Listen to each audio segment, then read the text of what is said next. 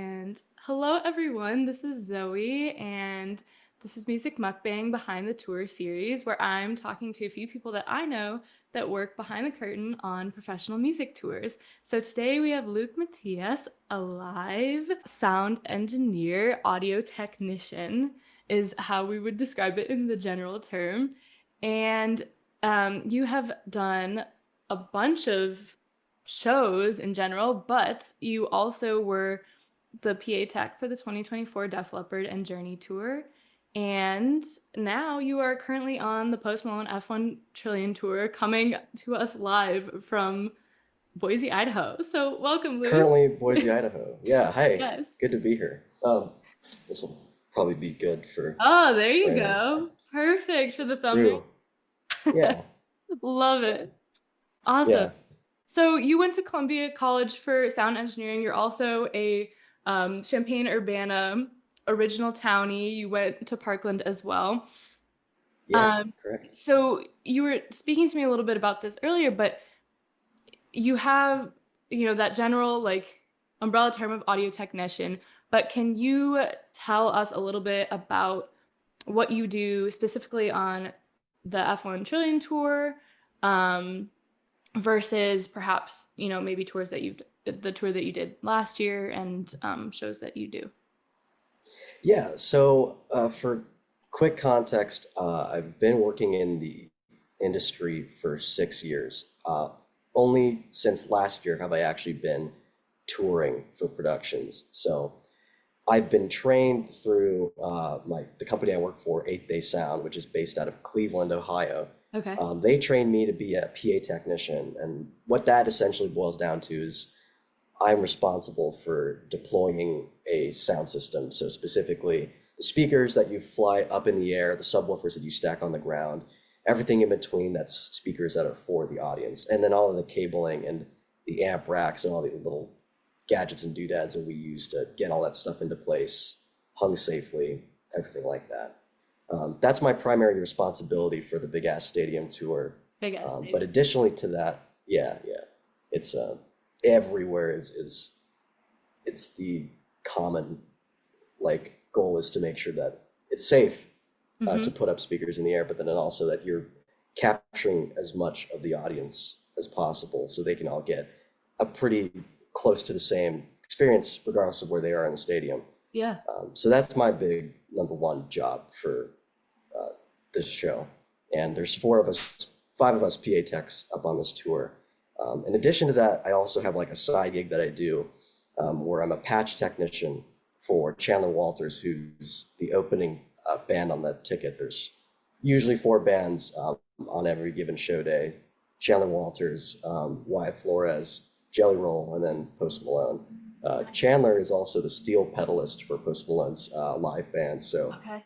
he's doing an opening act as well. So I just do like setting up mics, running cables, and assisting the monitor engineer who mixes for Chandler. So a lot of a lot of stuff under the broad umbrella that is being an audio technician. But Yeah. for me, it's mostly speakers and cable management. It's the bread and butter for my job as it stands right now.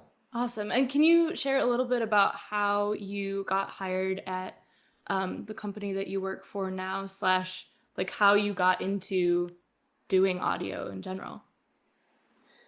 So if we want to start back at the beginning, I grew up in Champaign-Urbana, and I was in theater for a while. And coming out of high school, I knew that I didn't want to do performance, like theater for a living, but I did want to stay involved in like the music sphere.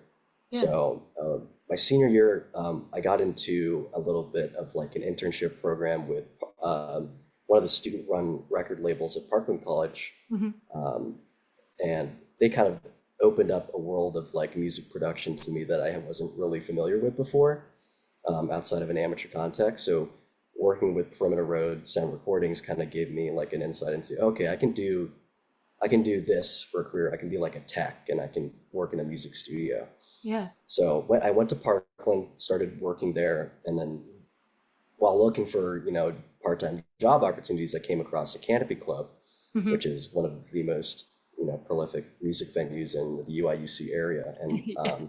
through a mutual connection there, I started mixing Monday night open mic nights in 2019. And, I would spend like a couple hours every week just mixing and meeting people, getting the true like bare bones experience of like from the ground up, what does it mean to be like an audio engineer, and then slowly growing from there.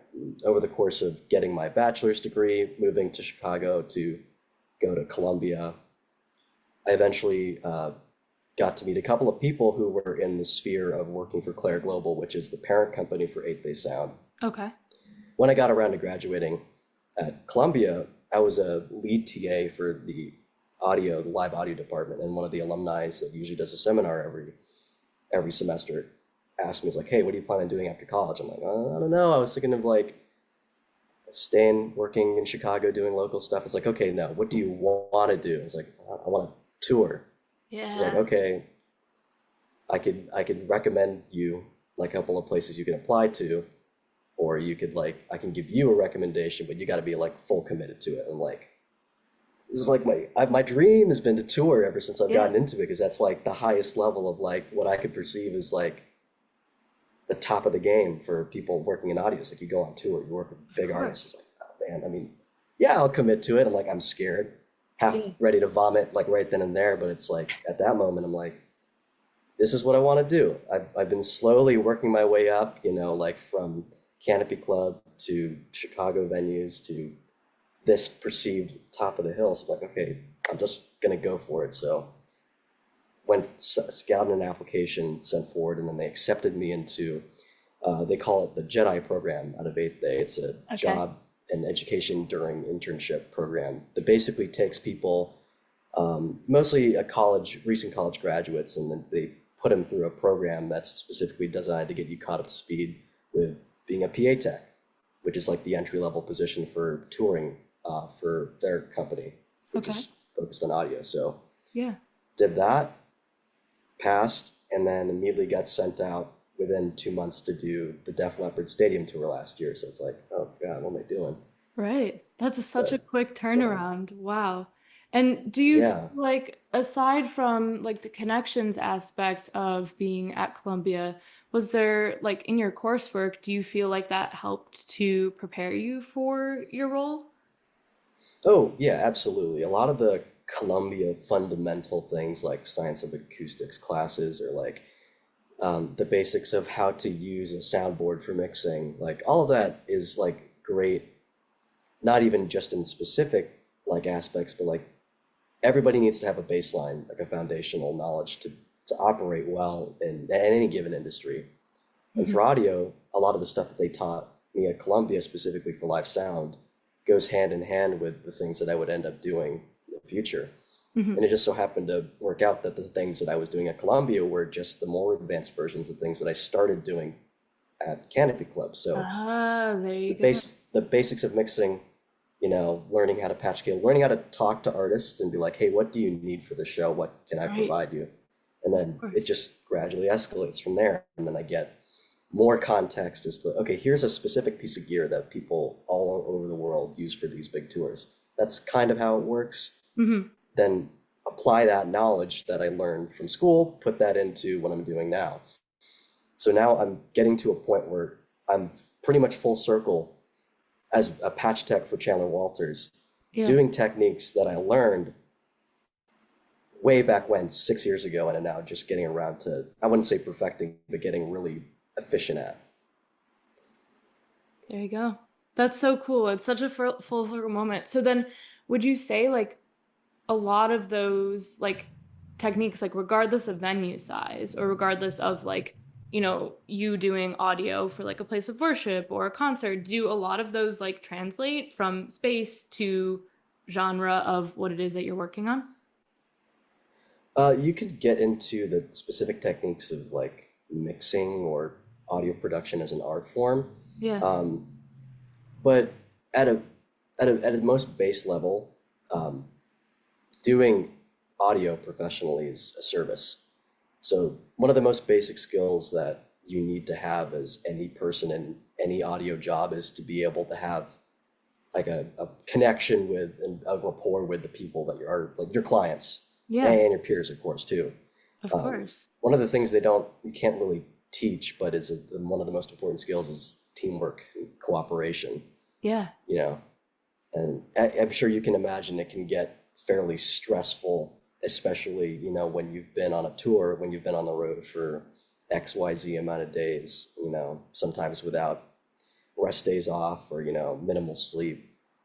Being able to compartmentalize and effectively work as a team is probably the most important skill outside of the audio stuff, as far as I'm concerned, because that stuff trickles down to the base level. Like, Of if I course. couldn't, I could be a great like engineer or lighting technician or video camera person, whatever. Yeah. That's great. But if I'm not a good person to work with, that's a problem that, you know, exists like over all of that. Yeah. Because it's not only is it like, you know, it's like you guys are all working towards a bigger goal and it's a long, like you said, like you've been on tour for like 3 months. So like these are people that like you can't be like fighting with like every I mean, day. you can So, try. It's I not mean, the best it idea, probably but wouldn't work out that well. But yeah. so what would you say is the most challenging part of being on tour versus what would you say is the most fun? I can definitely say without a doubt the most fun part about being on tours, it's like camp. It's like a field trip Yeah. extended towards however many days, and you're also, of course, doing it for a job, getting paid for it. Right. But you get to travel for work. You get to see the sights and sounds of, the area that you're touring in. Like before going on tour, I would at least 98% of my entire life was spent in Illinois. Right. And now, within the last 2 years, I've probably spent like a quarter to about a third of my time over the last 2 years, like in other places, getting to experience, road life, working with people, Hmm. but also, especially in the, my off days, being able to like experience parts of the country I've never been to before and, go hike in Nevada or something like that, Yeah. So it's affording me a lot of experiences that I wouldn't otherwise be able to do. And on top of that, appreciating, having a love for live music and getting to see that essentially for free, Yeah. beyond that, I'm getting paid to do it, it is the dream come true, right? Yeah, there's It's any music lover's dream. a lot of benefits there for sure. Yeah. When like was there anything that when you first started on tour that maybe you had a misconception going into it or like as you started to go on tour you're like, "Oh, wait, like this is completely different from how I imagined." Was there anything like that? In our training program before we got cleared to get sent out for touring, our teacher, Dan Bloom, did a good job of trying to articulate to people who'd never really experienced it the social and mental cost of being on a tour. Yeah. So we had some notion of like burnout is a real thing. Mm-hmm. It's very common for people to suffer from, certain things mentally after, especially if you're on a tour for a long amount of time, Right. extenuating circumstances. But like actually getting out on the tour was really interesting because I knew that going in, it was going to be like, this is a job and you're going to be spending a lot of time day to day, multiple days a week to a year to whatever amount of Yeah. time, like in a very high stress environment because you have to get the show going. Everything kind of relies on you and your team's ability to do this. So you can easily get in your head about, it's like, oh man, like this is like the most important thing in the world. Um, but I didn't expect it to hit as hard as it does. And even still, it's definitely a thing sometimes where I'll get really frustrated at even the most minor inconveniences because like from an outsider's perspective, it's just like that's just a moment in time and or that's just a fit of rage. But like this is my world. This is like what I've been, living in and out for 3 months. And for Yeah. people like coworkers that I've met through the company that I've done tours like Taylor Swift's Eras Tour, they've been on the road for years, only just now getting off. So I can't Yeah. even imagine what it'd be like for people who go on those long periods of time. Like some of them have kids or family that they have to take care of, and loved ones that they may be able to fly out every now and then. But the the cost of working that intensely for a living is definitely not lost on me now, but it definitely going into it with kind of a naive mindset. It's like I can just kind of push it off. I just keep Yeah. my head in the grass and work. But it's definitely a real thing, and I'm sure more people in our relevant circles are starting to speak out more about it, which I think is great. Hmm. Um, Mental health awareness in industries like this are crucial because nobody really has started to talk about it until fairly recently. So that's something I kind of keep close to the heart. Like Yeah, for it sure. is one of the things I would definitely mention first, especially for people that want to tour. It's Yeah. like it's not just something you can go into and just or like I don't feel like doing it. Like I'm just gonna because you're like when you're there, you're part of the team. Hmm. So there's that expectation to perform, and you don't want to let anybody down, of course. But Sure. at the same time, it's like you got to know your limits. You know. Yes, of course. And I think, a lot of times it's, mentioned that, it's very fatiguing for the artist, but then as well, there are so many people involved that are also touring with the artists that, maybe are not as visible to the audience members or what have you, and but they are still going to all the same places. They are, having early mornings, late nights, like travel days, just like anyone else. So that is definitely like a super, super important thing to note for sure. And when I was speaking with the art tour photographer that Nathan, he said that on the tour that he most recently is on, um, things like daily hygiene, like grabbing a shower, things like that. It was all very quick turnaround. You kind of had to like elbow your way. Can you describe your experience for like food, like showering? Because obviously, like size of tour matters, venues matter, because like a bigger venue is going to have more accommodations. So I would love to hear a little bit about like what that's like for you, traveling and all the ins and outs day of. So having no prior tour experience before last year and going into my first tour, all I had were the recommendations of people who've done it before me.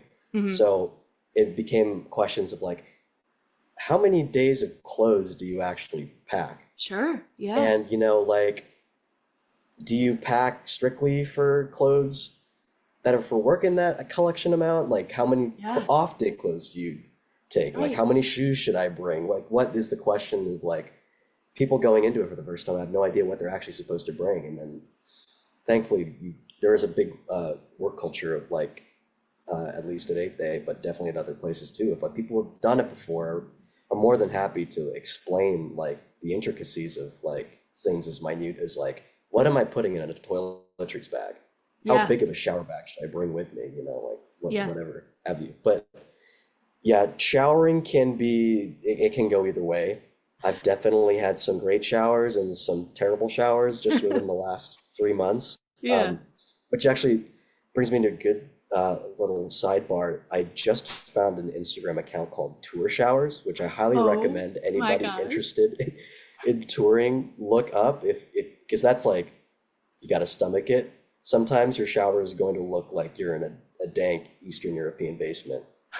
Like faucet's not working, doesn't look like it's been cleaned. I Oh mean, my it gosh. yeah, it's like especially for tours that are like extremely quick, like same day load and same day show going Yep. to another day, you won't see a hotel in between. So Sure. you're stuck for any given amount of time in the tour shower Mm-hmm. at the venue or like the like outside trailer shower, whatever have you. Hershey Park, Pennsylvania was probably the worst shower I had this tour because And it and we I want to mean, let who them cares know about that, or showers should in we like the redact that? We I want them to fix uh it. well, I'll come back to that statement. I'll think about it later. Okay, you I have a think. this personally, I have another tour booked to start 3 days after I get off post. Okay. And I looked at the itinerary when I got the email for it, and I saw that I'm going back to Hershey Park, And you're Pennsylvania again. like, So I went last year for Def Leppard right. in the summer, went in the fall for Posty the first Uh-huh. time. I went back like a month ago for this run for Posty, and now I'm Okay. going back again for this next tour. It's like 4 times in 2 years is too much for me personally. I love chocolate. I'm a chocolate guy, but I can't do this anymore. It's too much. Was there any venues that you've been on either the Def Leppard Journey tour or um when touring with Post Malone that you were like, heck yes, like they did everything right, like I'll do audio here anytime you want me to, like I love this place. There are certain places where just uh, having an extremely good work experience is like the up there. Yeah. I'd honestly say for this tour specifically, or I'd say Post Malone specifically, I really liked doing Nissan Stadium in Nashville. Oh, cool. Obviously, it's like it's in Nashville. It's like a big stadium. It was one of his first proper stadium shows in the lead Hmm. up to his big ass stadium tour this year. But it's just surreal. It's like one of the music capitals of the world, and the Yeah. production was off the chain. And the work rate there, everybody from tour staff to locals to everything in between, like everybody was on like a similar page of like this is a big show, and we're gonna really put an effort into making it a big one to cap off that tour last year. Yeah. Um, Not necessarily just like everything was done right and the production was great, but just to be in that venue, Hmm. doing Wrigley Field is like one of the biggest things for me. Doing it last year for Def Leppard and then doing it again for Post Malone, it's like, Yeah. I mean, I lived in Illinois all my life. Yeah. Wrigley Field is like, the place, The place. Yeah, So just exactly. super surreal to be able to be in there for, I mean, I've been to plenty of games, but it's Sure. like, it's so different, like standing on the field, well, Hmm. the Terraplast on top of the grass, but There you go. on the field, putting a show on in a place Yeah. that's like, I kind of know this like the back of my hand, so this is crazy. Yeah, and knowing that you are a huge part of that show too is so cool. And in the state that you live in, like that's amazing. Yeah. For Closest thing to a hometown show. yeah, there you go. Exactly. So, when you were on tour with Journey and Def Leppard versus Big Ass Stadium Tour, Post Malone, what were some of the differences, if any, compared to that? And it can be like logistical things or just like vibes. Was there anything major that stuck out to you? So vibes are definitely different to compare between the two tours because the genre consideration is definitely a factor. Yeah, Def Leppard and Journey are like well-established um, legacy rock bands. yeah, Post Malone is country, but with mixtures of his old hip hop stuff. So yeah. they definitely draw different crowds, Okay. and not necessarily intentional. At least I wouldn't think so by any means. But it also brings a different type of like crew. So the Oh, okay. staffing, I noticed a lot of younger uh, people working in the crew with me for Post Malone than I would for Def Leppard. But Interesting. it's still very varied if I were to look at it. Like Yeah. even if the two tours, there's a lot of diversity in there. But there's definitely like there was a lot more British people on the Def Okay. Leppard tour. To be Nice. completely honest, I just completely glossed over the fact that they were British for the first like 20-ish years of like knowing that they were a band. Yeah, It's like I yeah. always figured it's like, oh, rock band and they sound American, but no, they're British. Yeah. That accent Which, can get hidden there for sure. yeah, That's yeah. so But crazy. yeah, so we had a couple of like Europeans, like mostly British, but a couple of French and a couple of Spanish uh, people. But I mean, even post one tour, it's like people from all over. My crew chief is Australian. Okay. The system engineer is Brazilian. There's a lot of diversity to be found in Yeah, this very industry, cool. especially. So, And did you learn any like tricks or like see any, maybe more like traditional ways of doing things when it comes to audio from those individuals that, were maybe a bit older or, coming from um, a longer history of touring? uh, It's a funny question because the way that things have progressed even in the last couple of years for live productions, not just for audio, but it's Yeah, gotten so advanced. right. Even the old heads are like very caught up to the new things because the That's standard is interesting. there now. Yeah. We used to be, here at, like the 1960s or 70s when we were first starting to figure out what is a live production. But now we're at a point where things have gotten so good and the technology is there. Why can't we just be able to bring it to that level every time that consistently? Yeah. So like networking and like the specifics of like digital applications for sound, going specifically into my field, is like everything requires some level of knowledge in like either networking or like digital whatever, because that's just where things are. Yeah. People can definitely go old school where it counts, but in a sense it makes things easier, but it definitely makes things more consistent True. with and allows for redundancy and everything else to make sure a show will happen. Yeah. So a lot of the even the oldest people currently still working in the industry are really caught up with what's new. And I wouldn't even be able to really speak to specifics on that because I'm just not at that level yet. But Yeah. like I know it's like that's just Change. where it is.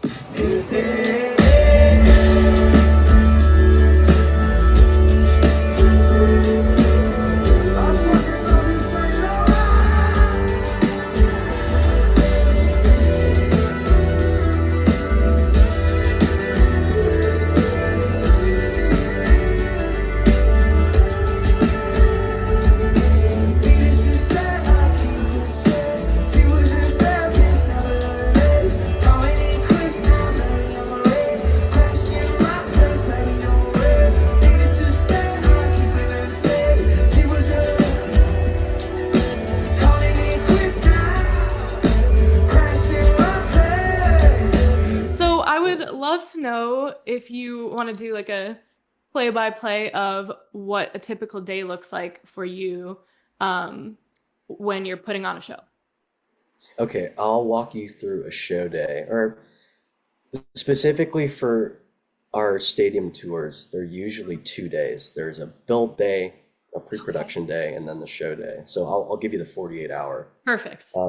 Typically, we're rolling from our tour bus into the venue, parking at the venue, or in certain cases, if we have a later call time on the pre-production day, we'll go to the hotel first and then we'll travel to the venue. But generally speaking, we're traveling from the last city to the next city in a Hmm. bus, getting into the venue.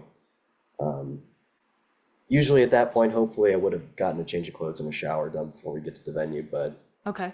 essentially, we walk in ready to get cases rolling on the ground, getting stuff up in the air. So our we'll basically get our stage hands, and then we'll wait for our trucks, our semi trucks, to pull up with all of our gear. Our audio production has 3 trucks full of gear for PA and control packaging and other stuff. We'll get those trucks unloaded and then we'll divvy up. I am one half of the stage left PA crew, so me and my contemporary John, we work on stage left and we build all of the PA and fly it up in the air from there. Okay. We have 2 more people for stage right, and then one person doing all the ground subwoofers.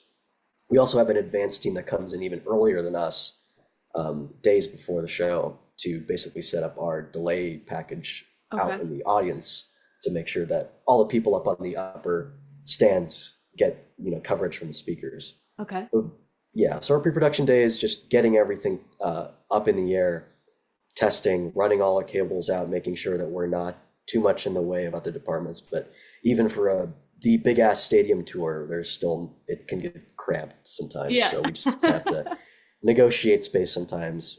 Thankfully, yeah, by this point we have a pretty good working relationship with most everybody on stage left. Yeah. So, it's just like hey, I need to be here today. It's like, okay, cool, we'll move some stuff here and then I'll get you Sure. in the next one. Yeah. But yeah, everything gets tested. Hopefully everything is fine. If it's a outdoor stadium, we'll have to cover everything up overnight just in the Uh, event of rain and other things. Making stuff safe, making it so that we walk in tomorrow and everything's fine.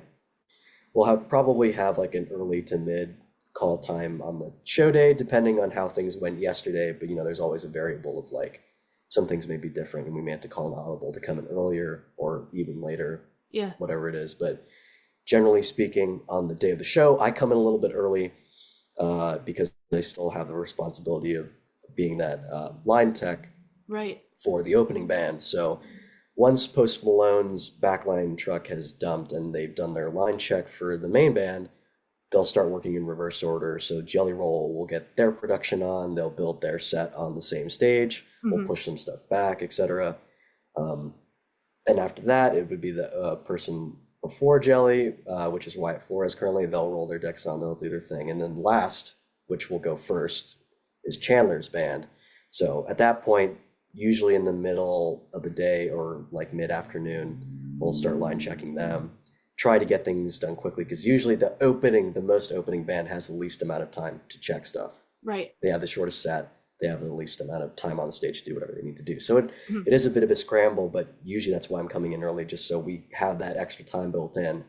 Yeah. Me and the monitor engineer, Nick, just are able to get everything preset and then hunt for stage risers and just get everything on quickly. And luckily, Chandler's only a four-piece band. Him on like lead guitar and then a drum kit, a steel pedal, and a bass. So it all goes on pretty quickly, and it's only four guys. But even then, like extenuating circumstances, things can happen.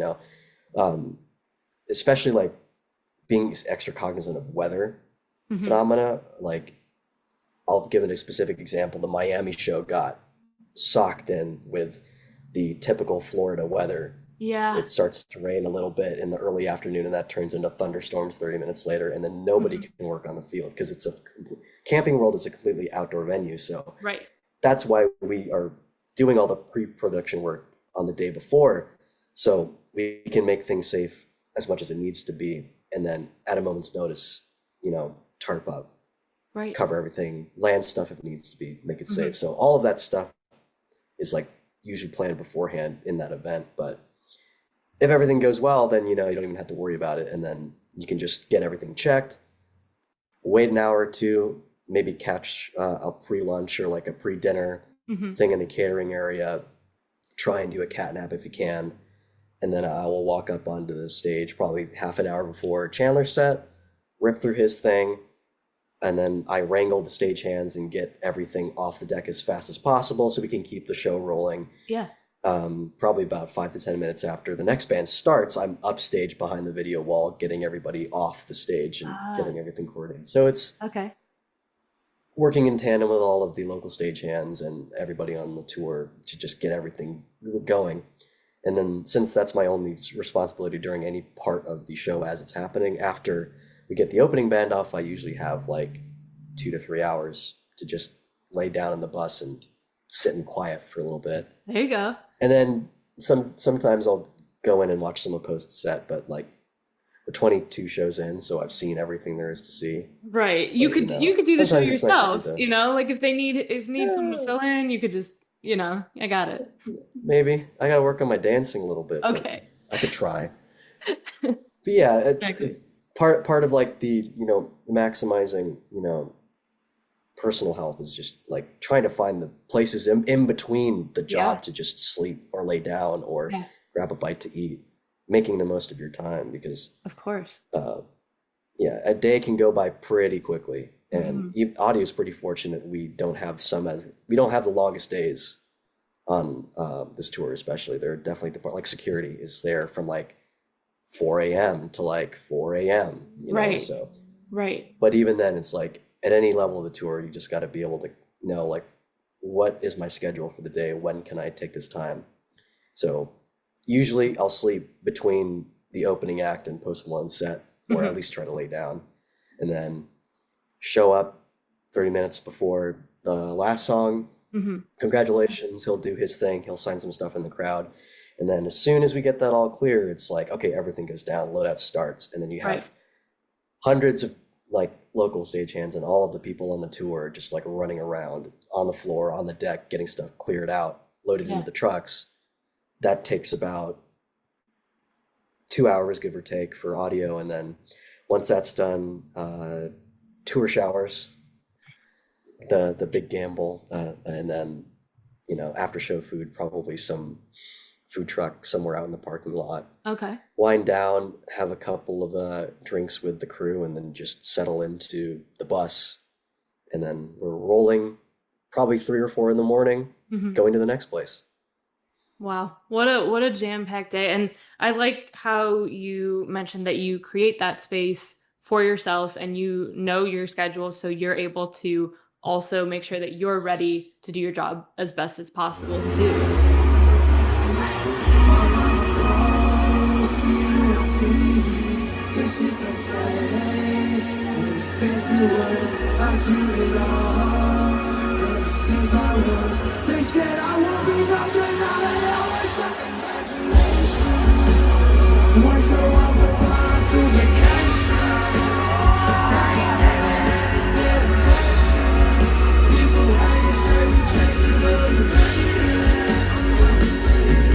So it kind of seems like everything is pretty consistent from venue to venue. Would you say that you're really able to like establish and maintain a routine then because of how organized everything is?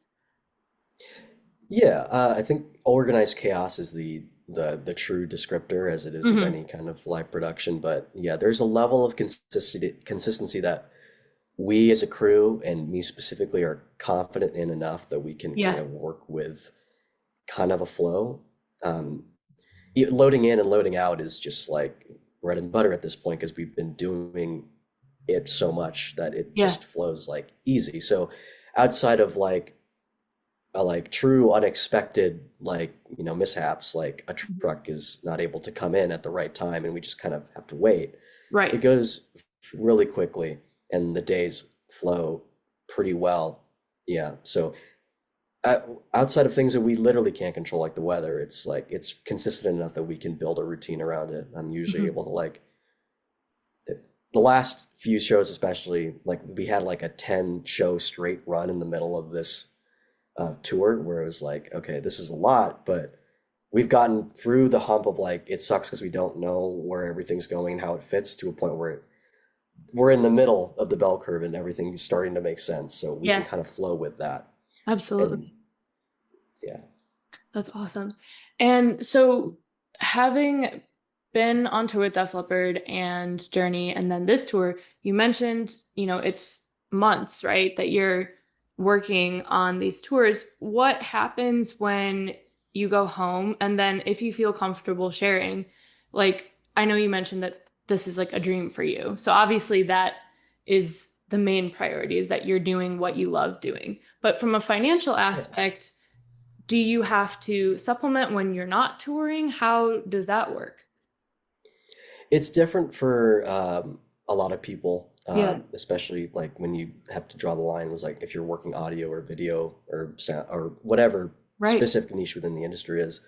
I can definitely speak for audio. A lot of the time, it is supplementing non-tour seasons with other work, either Hmm.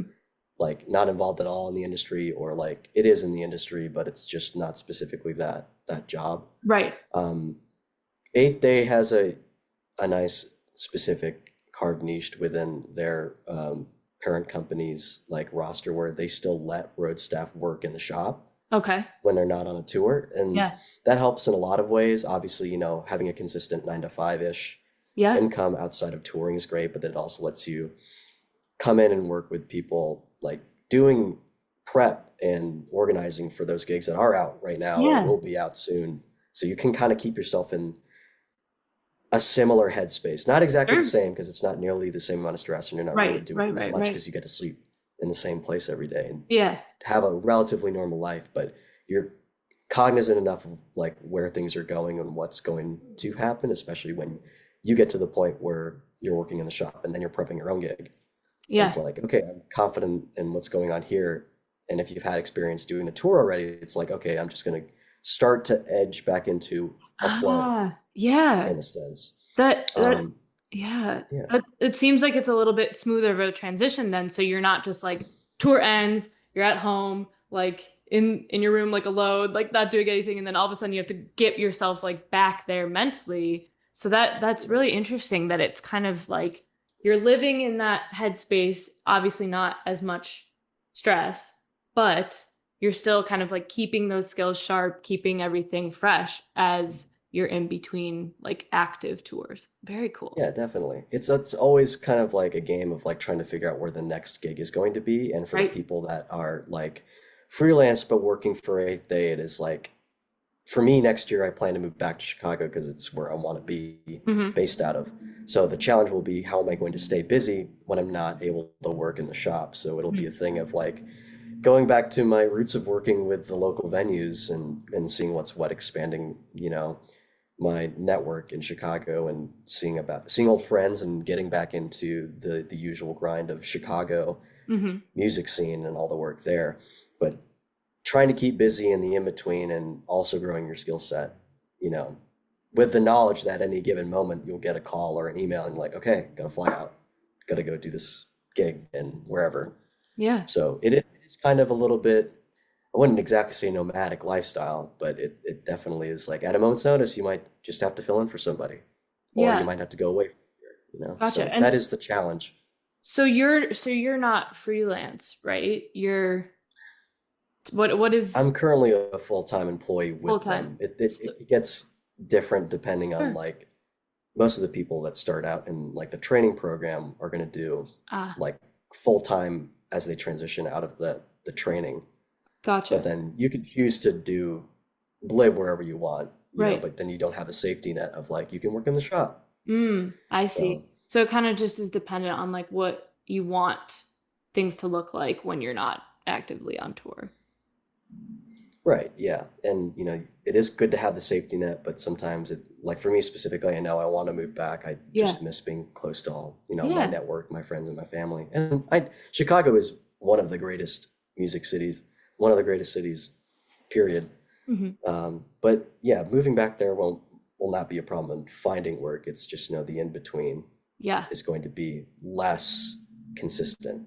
Yeah, that's really nice that you have that like flexibility for sure. So I we can do like a little bit more speed round type questions slash I don't know. But so I'm when down for whatever. when you go to a concert that you are not working, do you secretly judge the quality of the sound work? Are you like thinking about how you would have done it differently if you go to like a show just for fun? I've been definitely in that headspace of going to a show for fun and Yeah. being like, okay, this is what it is right now. And then you start to think about, okay, I could probably do this differently. Or the You're like way that peeking this is over the being mixed, like corner. maybe I would do something different.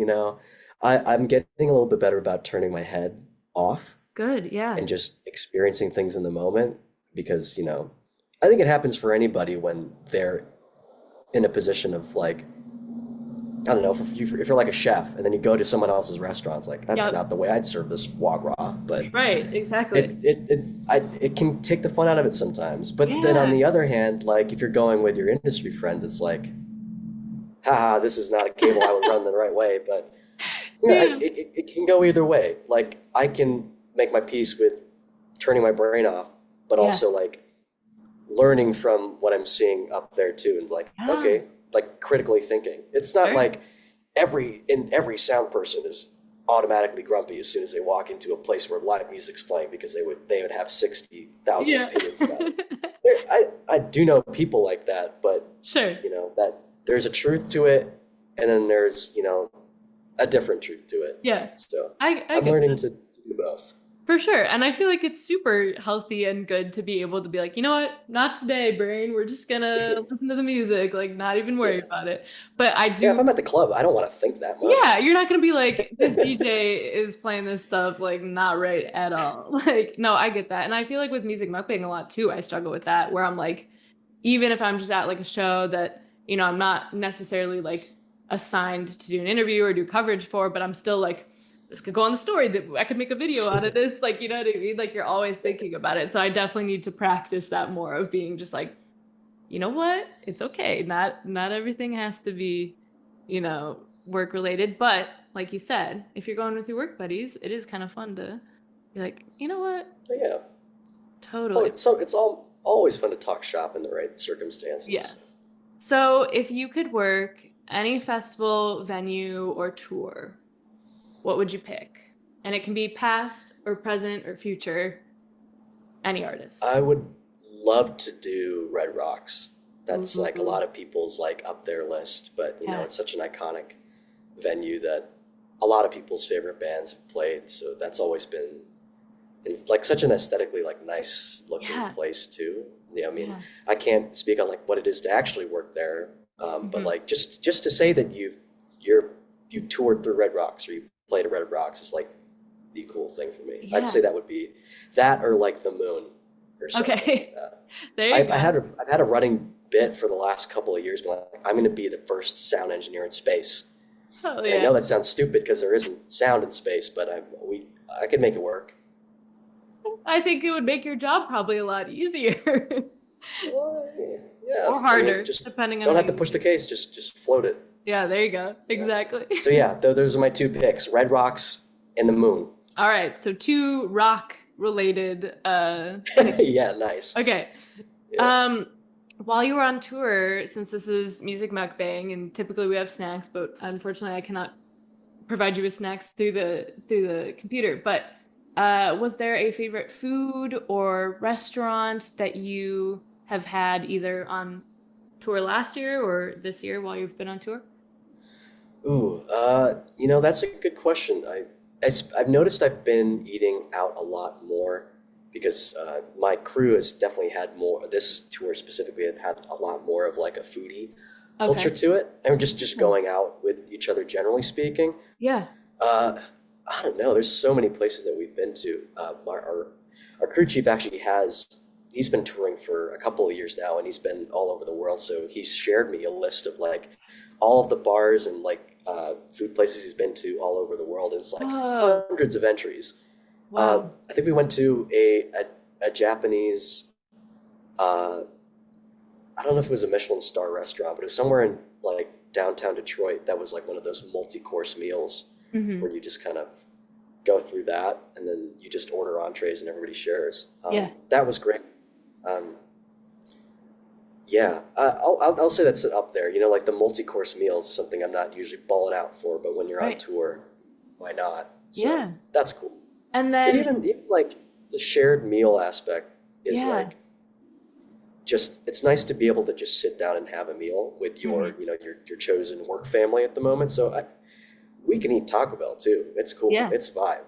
Just Yeah. even like my favorite meals have actually been just whatever after show food just happens to be there when we finish loading out and we just cracked a couple of beers and we have our camping chairs and we're sitting outside the bus. Yeah. Like it doesn't have to be the highest quality. It's really just that shared Who you're community. with. The vibe. Yeah. And The just, vibe yeah, is the moment. exactly. That shared experience for sure. What would you say, what part of your job gives you the most happiness? Definitely seeing people just enjoying themselves in the moment, listening to Yeah. the music. Yeah. There was a surreal moment that I had when I did Dom Dalla, this Australian DJ, at Madison Square Garden. Hmm. I think February this year. Yeah. First time at Madison Square Garden, Wow. historic venue, just surreal being there. But then show day, the first show day, I had never been to a show at Madison Square Garden. I've only seen videos. Hmm. Nobody really bothered to tell me that when people start jumping at the same time, you can feel the floor, the whole building shake because Oh it's like my 6 or 7 God. stories up. Yeah. So there's videos if you look up like Madison Square Garden floor bounce, and Hmm. there's probably one from that show and then probably from like a Fish concert or something, but you can just see Wow. shaking because people are just like jumping at the same time and the Yeah. building was constructed like slightly like suspended. So it's Uh-huh. like I'm sitting backstage with my amp racks just chilling with some of the other audio guys while he's in the middle of his set and like Ludacris is there or something, but you could just feel like Yeah, you're like, this is oh my shaking and I'm looking at my coworker like what's going on, but yeah. that's just like surreal and you can just see people losing it, Yeah. absolutely like vibing in the moment. That's my favorite part, Yeah. just people like getting excited. And I bet that's so cool too, just the variety of genres that you've worked with and been at shows, just seeing, how people interact and how they enjoy the music in different ways as well. So, wow, very, very cool. And Yeah. then finally, is there a crazy story, fun story, anything that you are legally allowed to share that that Legally has allowed. happened on this tour that is notable. Uh, I already mentioned getting rained in Orlando, and I Right. just shared the Madison Square Garden floor bouncing one. Well, one from this tour I can share. Our crew chief, uh, Christian, he does a thing every year for his mom's birthday in advance, where he basically convinces parts of the crew or so one of the bands, whatever on the tour, during like a line check before the show, to basically do a happy birthday rendition for his mom. So Gosh. last year, I think it was a metal tour, or no, I think it was the opening band for Blink 182, one of the Okay. bands on one of those tours. And he's just like, it's him traipsing around on stage with like a mic in hand and like the crew's playing like all the instruments behind him. And he's just doing like a happy birthday, mom type thing. Oh my So, gosh. so this year it's countrified. So Right. he was doing like a little jaunt with Chandler's band. And at Uh, the end, and we had a whole thing caught on video because he records everything and he multi-tracks it from his board so he can send it to his mom. nice. He we were all the PA techs were just kind of standing around the stage like filming on our phones, and then Yeah. for whatever reason he decides at the end of the song to try to jump onto the subwoofers that are like about 2 feet off the downstage edge of the deck. Yeah. But he doesn't jump onto the subwoofer. He basically jumps 6 feet off the stage. Oh And my gosh. one of the one of us who was recording right in front of him, you can basically do a frame by frame of like the stages of like grief. It's Oh. like you can see him realize he didn't jump where he wanted to jump, and it's Yeah. just like, oh shit, Oh. and he does a tuck and roll, but he scrapes up his arm and his like knee, and Uh, he's like a little messed up, but it's like no he's broken. just like in the heat of the moment of like doing this birthday song for his mom in front of Yeah. in SoFi Stadium, one of the biggest LA stadiums, just kind of, oh yeah, he just jumped like 6 feet off the stage. Oh my gosh. Cool. Well, I'm glad he's okay. That's so funny, but No, I'm he's fine. I'm sure his mom appreciates the birthday wishes every year too. I feel like that's such a flex. I bet she's showing all her friends too. Like, Oh, absolutely. look at what my Yeah. son sent me. Do your parents get excited about like your career, or do they like, are they huge Post Malone fans or Def Leppard fans or My parents are not big Post Malone fans. I can okay. definitely say that. But through and this is one of the things I'm very grateful about. My family's really understanding of like the kind of work I've put myself Yeah. into, and they're just extremely proud of like what the work I've put in to get me to where I've been. Yeah. And it's one of those things where like my dad is just does not stop reposting the things I send to Oh, our family group chat to the extended family group chat, yeah. just to flex Yeah. on the fam. But it's like, I definitely would not be able to be in a position where I was now if I didn't have that support. So Yeah.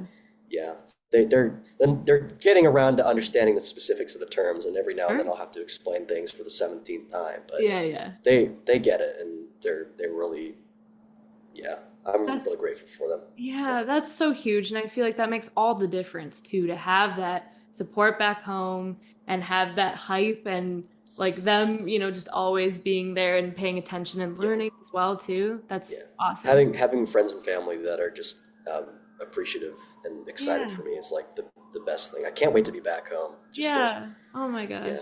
share Soon. everything. Soon, Yeah, soon, soon. soon. All right. Well, thank you so much, Luke, for being Thank on you. our Behind the Tours segment of Music Mukbang. I'm Zoe. This has been Music Mukbang. Yay! Awesome. Thank you so much. Thank you so much.